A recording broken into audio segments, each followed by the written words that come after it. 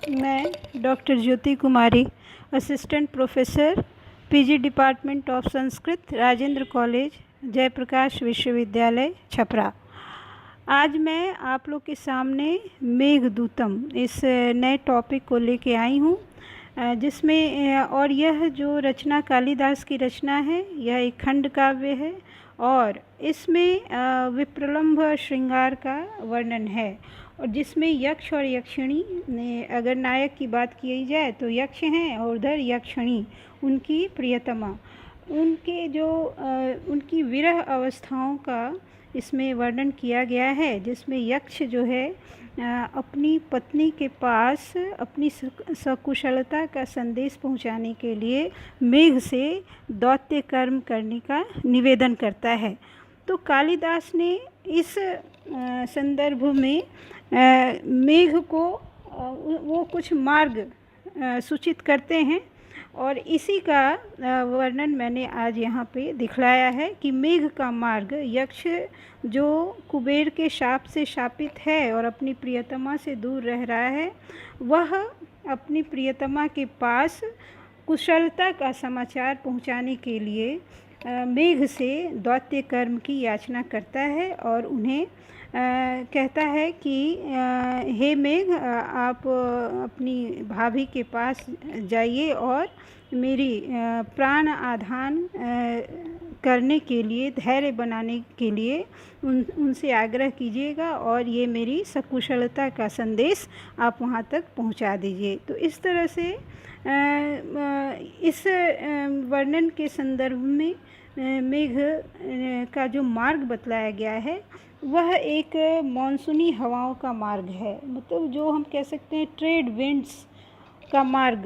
अब ये जैसे पूर्व मेघ और उत्तर मेघ, इसका दो विभाजन है और पूर्व मेघ में हम देखते हैं कि संपूर्ण जो मॉनसूनी हवाओं का जो क्षेत्र है, एक तरह से हम उत्तर भारत और जो मध्य प्रदेश ये जो क्षेत्र हैं उसका एक भौगोलिक स्वरूप हमें मिलता है।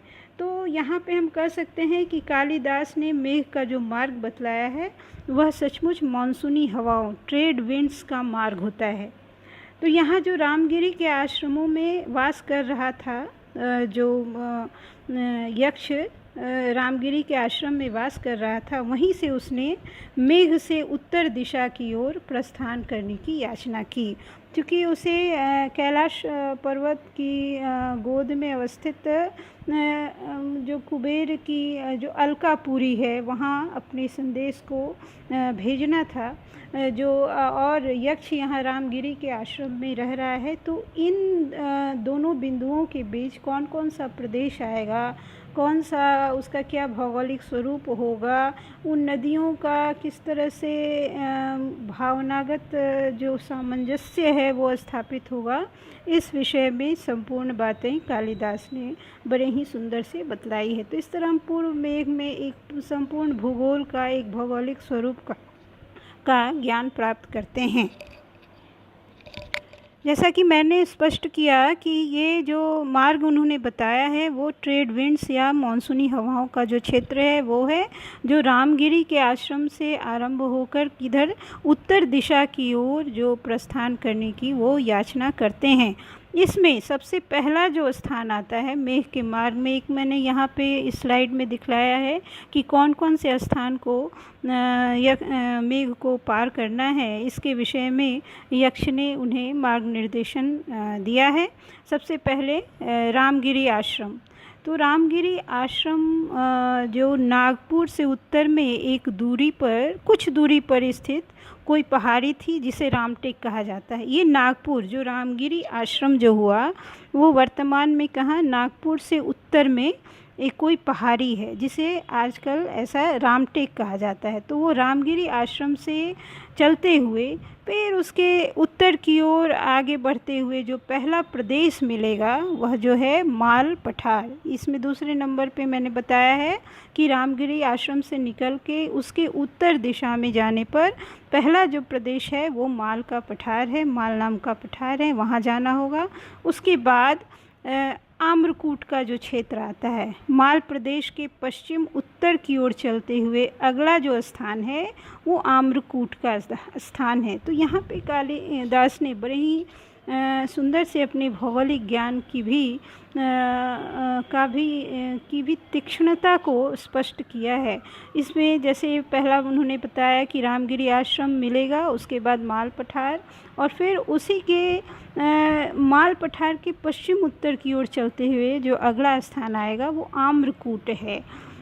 और जो चौथा स्थान है वो विंध्य पर्वत की तलहटी है। विंध्य पर्वत की तलहटी जिसमें नर्मदा नदी बह रही है, नर्मदा जिसे रेवा नदी भी कहते हैं। ये छोटी छोटी नदियाँ, छोटे छोटे पर्वत मिलेंगे और वहाँ पर तुम जाके उसका आनंद लेना, कहीं विश्राम कर लेना। इस तरह से आगे बढ़ते हुए इन्होंने स्थान का निर्देशन किया है। तो इस तरह हम देखते हैं कि पहले स्लाइड में मैंने दिखलाया कि मेघ के मार्ग का निर्देशन मैंने बहुत ही संक्षिप्त रूप से एक सूचीबद्ध करते हुए एक पॉइंटेड विवरण बतलाते हुए आप लोग के समक्ष मैंने ये स्पष्ट किया है कि किस तरह से क्रम के अनुसार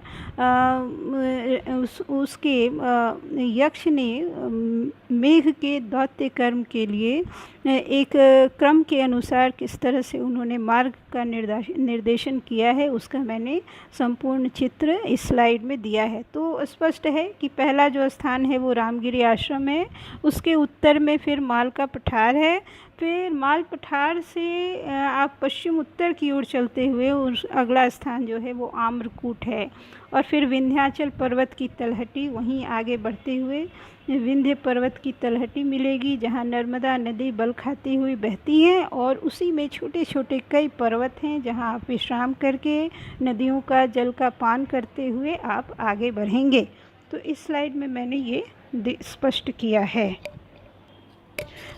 पिछले स्लाइड में मैंने रेवा नदी, नर्मदा नदी के विषय में बतलाया, और इसके बाद जो छोटे मोटे अनेक पर्वत हैं उसको पार करने के लिए मेघ से आग्रह करता है। और अब इस स्लाइड में हम देखेंगे कि एक मध्य प्रदेश का जो क्षेत्र है, छत्तीसगढ़ का जो पूरा क्षेत्र है, जो उसका एक संपूर्ण चित्र यहाँ पे उपस्थित होता है, जिससे ये पता चलता है कि कालिदास को इस क्षेत्र से विशेष लगाव है। इन्होंने इन क्षेत्रों के वर्णन में अपनी विशेष अभिरुचि दिखलाई है। इसलिए हम कह सकते हैं कि यह जो क्षेत्र है यह अपने आप में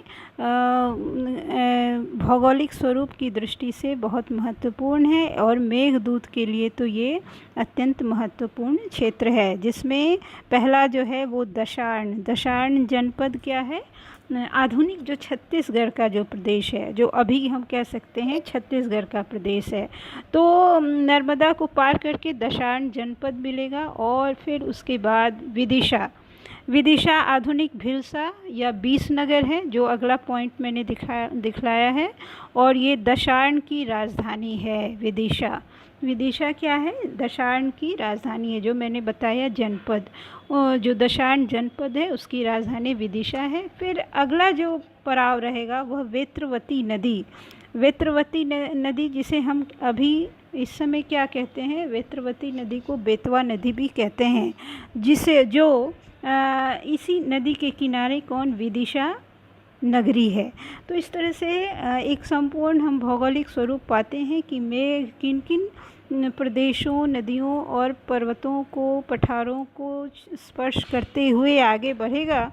ये सारा हम स्वरूप यहाँ पे देखते हैं। इसके बाद आता है नीचहगिरी। नीचे जो है वो पर्वत है, एक विदिशा के समीप का जो स्थान है वह नीचे पर्वत है, जो मेघ को और पश्चिम की ओर मुड़कर अवंती, मालवा का पश्चिमी भाग जनपद की राजधानी है, उज्जैनी जाने के लिए कहा गया है। कहने का अर्थ है कि विदिशा में वेत्रवती नदी और नीचे नामक पर्वत है, गिरी है।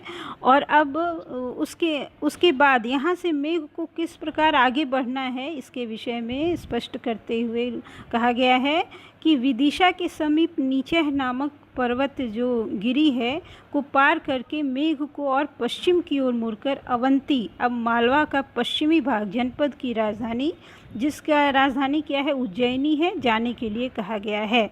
तो इस तरह से हम देखते हैं कि यहाँ पर उज्जैनी के लिए मार्ग प्रशस्त किया गया है, अवंती और फिर जिसे उज्जैनी भी कहते हैं। और जो अगला जो पड़ाव है वह है निर्विंध्या एवं क्षिप्रा नदियाँ, जो विदिशा से उज्जैनी के मार्ग में पड़ने वाली नदी है। ये कहने का अर्थ है कि विदिशा से जब हम उज्जैनी की ओर निकलेंगे तो वहाँ निर्विंध्या एवं क्षिप्रा नदियाँ बहती हैं। और उज्जैनी में निर्विंध्या है और क्षिप्रा नदियाँ गंधवती नदी तथा इसके किनारे स्थित महाकाल मंदिर है। अब देखिए, महाकाल मंदिर के प्रति कालिदास की विशेष अभिव्यक्ति है, विशेष अभिरुचि है। उन्होंने महाकाल मंदिर का बड़ा ही सुंदर शिव का बहुत ही भक्तिपूर्ण विवरण दिया है। और इसी में महाकाल का जो मंदिर है, जो गंधवती नदी के किनारे स्थित है, यानी महाकाल मंदिर उज्जैनी में है। उन प्रदेशों का आनंद लेते हुए शिव का भक्ति में अपना अभिवादन स्वीकार करते हुए तुम्हें आगे बढ़ना है। और फिर उसी में क्षिप्रा की कोई सहायक नदी है, जो उज्जैनी से आगे बढ़ने के बाद एक गंभीरा नदी आती है, जो सब मध्य प्रदेश उज्जैनी के आसपास के क्षेत्र में है। इस तरह हम देखते हैं कि विदिशा और उज्जैनी के प्रदेश के बीच एक निर्विंध्या क्षिप्रा नदी है, वेत्रवती नदी है और साथ साथ गंभीरा नदी है, जो उससे आगे बढ़ने पर हमें मिलती है। तो इस स्लाइड्स में मैंने देखा कि एक जो कई पड़ाव हैं जिसमें नदियों की एक अच्छी श्रृंखला है, एक अच्छी संख्या है। और उज्जैनी का जो संपूर्ण भौगोलिक स्वरूप है, जो नदियों और छोटे छोटे पर्वतों पठारों से घिरा हुआ है, वो सारे क्षेत्र का कालिदास ने यहाँ पे वर्णन किया है। तो पहले स्लाइड्स में मैंने बताया उसके कि किस प्रकार हम उज्जैनी प्रदेश में प्रवेश करेंगे। उसके बाद दशार्ण जनपद आएगी, फिर वेत्रवती नदी, नीचे है गिरी, अवंती, निर्विंध्या एवं क्षिप्रा नदी, महाकाल का मंदिर और फिर गंभीरा नदी। इस स्लाइड में मैंने बताया कि गंभीरा नदी जो क्षिप्रा की जो सहायक नदी है, उससे जब हम आगे बढ़ेंगे तब देवगिरी, देवगढ़ का जो प्रदेश है, इसका बहुत ही सुंदर वर्णन स्कंद का प्रसिद्ध पुण्य धाम कहा गया है, देवगढ़, जिसे देवगिरी कहते हैं। और उसी में जो चर्मण्यवती नदी है, अगला जो स्थान होगा वह चर्मण्यवती नदी, जो आधुनिक चंबल नदी से जानी जाती है। इसके बाद 17वां पॉइंट में मैंने बताया है दशपुर, आधुनिक मंदसौर या दसौर। ये दशपुर का जो क्षेत्र है, ये सभी मध्य प्रदेश के आसपास का जो क्षेत्र है वह प्रदेश यहाँ पे बतलाया गया है। फिर 18वें में है ब्रह्मावर्त जनपद, इसमें कुरुक्षेत्र का प्रसिद्ध प्रदेश है। यहाँ परम पावन सरस्वती नदी बहती है। देखिए किस प्रकार से मेघ को बताया जा रहा है कि उस प्रदेश को, जो मध्य प्रदेश का जो भूभाग है, उसको पार करते हुए किस तरह से हम पश्चिमी प्रदेश की ओर बढ़ेंगे, जिसमें ब्रह्मावर्त जनपद है, जो कुरुक्षेत्र का प्रसिद्ध प्रदेश है और यहीं पावन सरस्वती नदी बहती है। फिर आगे का जो पड़ाव है वो कनखल कुरुक्षेत्र के मैदान को पार करके कनखल नामक स्थान, जहाँ गंगा नदी हिमालय से उतरकर मैदान समतल भूमि में आ जाती है। और यहाँ पे जो कनखल का क्षेत्र है, जो कुरुक्षेत्र के मैदान को पार करके जहाँ पर गंगा नदी का समतल भूमि पर अवतरण होता है, वह जो कनखल पवित्र जो क्षेत्र है, बताइए वो कितना पुण्य धाम होगा, जहाँ गंगा नदी सीधे समतल भूमि पर जिनका अवतरण होता है। तो इस तरह से हम देखते हैं कि मेघ के मार्ग निर्देशन में जो 19वां जो पड़ाव मैंने दिखलाया है वो कनखल का क्षेत्र है, और फिर उसी वो संपूर्ण क्षेत्र पार करने के बाद फिर हिमालय का वो प्रदेश आता है। और हिमालय तो अत्यंत पवित्र प्रदेश है, कहा गया है कि गंगा का उद्गम स्थान हिमालय पर्वत आ जाता है। हिमालय में एक शिला में प्रकट शंभू के चरण न्यास हैं, भक्त लोग श्रद्धा के साथ जिसकी परिक्रमा करते हैं। कालिदास ने संपूर्ण काव्यात्मक शैली से अपनी संपूर्ण विशेषताओं के साथ इन सभी सुंदर क्षेत्रों का बहुत ही अच्छे ढंग से वर्णन किया है, काव्यात्मक शैली से वर्णन किया है। और फिर हिमालय के क्षेत्र से जब हम आगे बढ़ते हैं, जो 21वां मेरा यहाँ मैंने दिखलाया है स्लाइड में, वो क्रौंच रंध्र का क्षेत्र है, जो हिमालय के तट के समीप अन्य दर्शनीय स्थानों को देखते हुए आगे बढ़ने पर क्रौंच रंध्र आ जाता है। क्रौंच रंध्र जो है वो हिमालयी क्षेत्र में ही स्थित है, और इसके बाद जहाँ अलकापुरी जो नगरी विद्यमान है, जो कैलाश पर्वत की गोद में स्थित है, वह अलकापुरी का स्थान आता है। कैलाश पर्वत जो सबसे अंतिम जो मैंने बताया, जो साध्य जो स्थान है, लक्ष्य है कैलाश पर्वत, वहाँ क्रौंच रंध्र को पार करने के बाद से होकर उत्तर की ओर बढ़ने पर कैलाश पर्वत आ जाता है, जिसकी गोद में अलकापुरी विद्यमान है। तो इस तरह से मैंने अत्यंत वस्तुनिष्ठ ढंग से आपको यहाँ बतलाया कि किस तरह से मेघ के मार्ग का निर्देशन हुआ है, और उसी आधार पर मैंने क्रम के अनुसार एक भौगोलिक स्वरूप बहुत ही बिंदुवत तरीके से एक संक्षिप्त रूप से आपको बताया। अगले क्लास में प्रत्येक क्षेत्र के विषय में कालिदास ने किस तरह से काव्यात्मक स्वरूप, श्लोक आदि की रचना की है, और किस तरह से उसके सुंदर काव्य सौंदर्य को प्रकट किया है इन भौगोलिक स्वरूपों के वर्णन में, उसके विषय में बताएंगे। धन्यवाद।